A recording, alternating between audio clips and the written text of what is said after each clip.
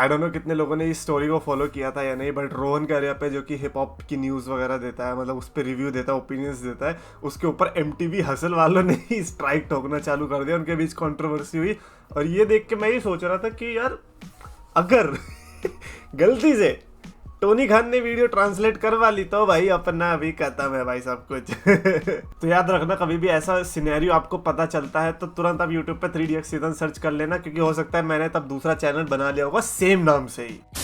तो यस मैं champions of the world में 3DX channel the best wrestling creator on this subcontinent with the best wrestling audience. मेरे को ये बताओ यार, एक्चुअली मैं कुछ मत बताओ यार, क्योंकि अब कुछ बोलने लायक बचा ही नहीं है। ट्रिपल एच ने रिसेंटली जो नेटफ्लिक्स का इवेंट हुआ था उसमें क्या बोला, उसने बोला कि ये जो नेटफ्लिक्स का एरा आने वाला है ना, ये एटीट्यूड एरा से बड़ा होने वाला है। यस, ये ट्रिपल एच ने कहा है। अब देखो, अब लोग पता है क्या कहेंगे, अबे यार ऐसे कैसे बोलने से पहले देख लो कौन बोल रहा है। ट्रिपल एच एटीट्यूड एरा का बड़ा पार्ट, डीजेनरेशन एक्स बड़ा पार्ट थी ना, ट्रिपल एच खुद वहीं पर आया है ना, एटीट्यूड एरा को उसने क्लोजली देखा है ना, अंडरटेकर को उसने चड्डी बदलते हुए देखा है ना, तो ही नोज कि भाई एटीट्यूड एरा क्या था, उसको तो बताने की जरूरत नहीं है। तो वो अगर ये कह रहा है अब तो मानना पड़ेगा। मैं 3 साल से भौंक भौंक के थक गया। मैं लोग आ जाते नॉस्टैल्जिया मर्चेंट अपनी पुरानी यादों की किताब लेके, भाई लेकिन पुराने जमाने में मजा था, मैं तो रोक की बातें सुन के हो जाता था। मैं कह रहा हूँ भाई वो अच्छी बात है, लेकिन इस समय जो WWE चल रही है ना वो किलर प्रोडक्ट है। अब तो ट्रिपल एच नहीं बोल दिया, अब तो मेरे को कुछ प्रूव करने की जरूरत नहीं है, लेकिन मैं 3 साल से बोल रहा हूँ वो किसी को नहीं सुनना। हाँ, क्योंकि मैं एटीट्यूड एक्ट के टाइम पे नहीं था, बट मैंने देखा तो मुझे पता, तो मैं फील तो कर सकता हूँ ना कि अभी का प्रोडक्ट अमेजिंग चल रहा है। बट नहीं, एटीट्यूड यार भैया, हमें तो देखना है कि रिकोशी कैसे पिछवाड़ा लगाता था ऐसे पीछे करके। स्पीकिंग ऑफ पिछवाड़ा, भाई रिकोशी ने रिसेंटली भाई क्या क्लेम करा है।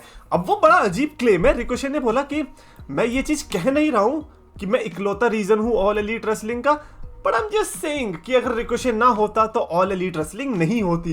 यार ये कहां से आया नया सीन? कोडी रोड्स का सुना था, यंग बक्स का सुना था, और अपना केनी ओमेगा का सुना था, टोनी खान का सुना था कि ये लोग नहीं होते तो AEW नहीं होती, इवन क्रिस जेरिको का भी। बट रिकोशी कह रहा है कि आई एम जस्ट सेइंग कि हाँ यंग बक्स भी है, वो सब है, लेकिन अगर मैं नहीं होता, विल ऑस्प्रे नहीं होता तो you know what I am saying. अबे we don't know what you are saying Pagglait.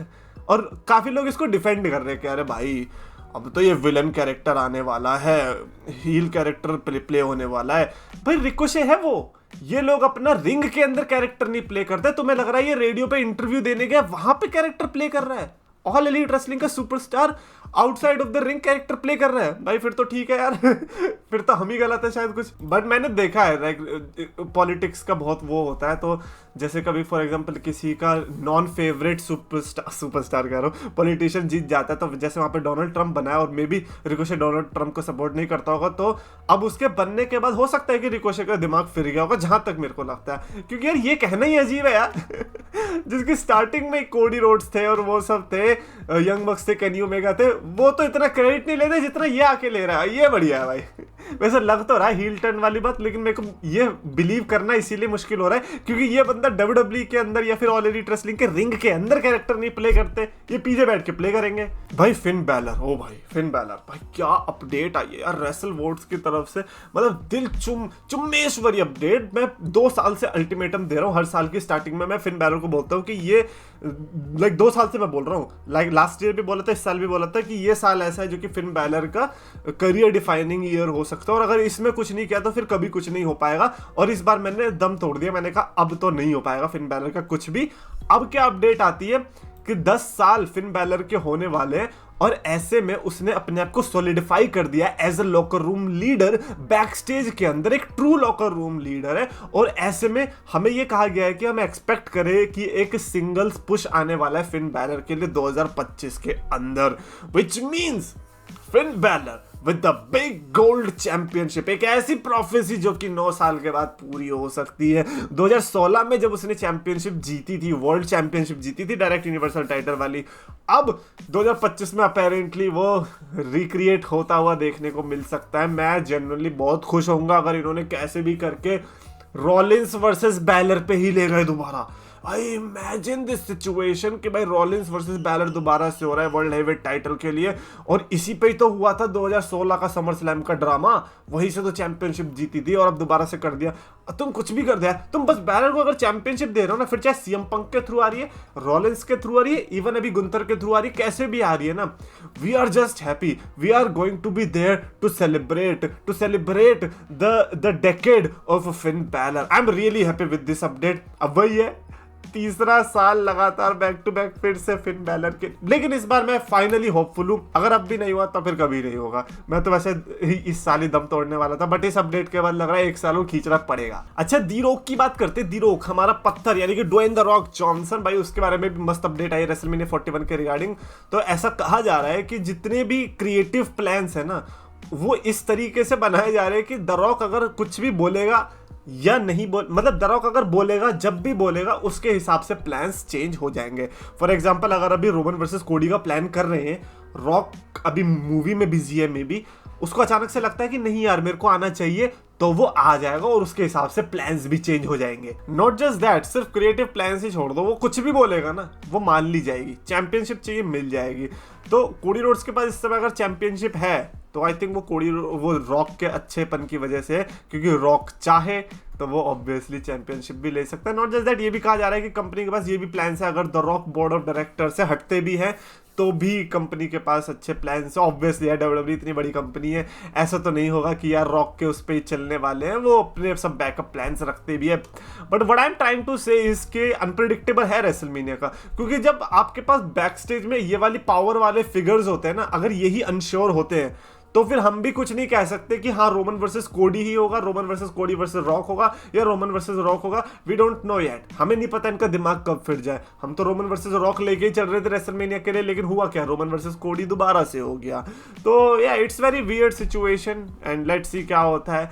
भाई इस बार भी कुछ कंट्रोवर्सी हो जाए तो मजा आ जाएगा यार, जैसे लास्ट टाइम हुआ था कोडी के टाइम पे। अच्छा, नेटफ्लिक्स वाला जो डब्ल्यूडब्ल्यूई का लाइव इवेंट होने, लाइव इवेंट करो, डब्ल्यूडब्ल्यूई की रॉ होने वाली है, उसके लिए भी मस्त अपडेट है कि वो लाइव ही होगी।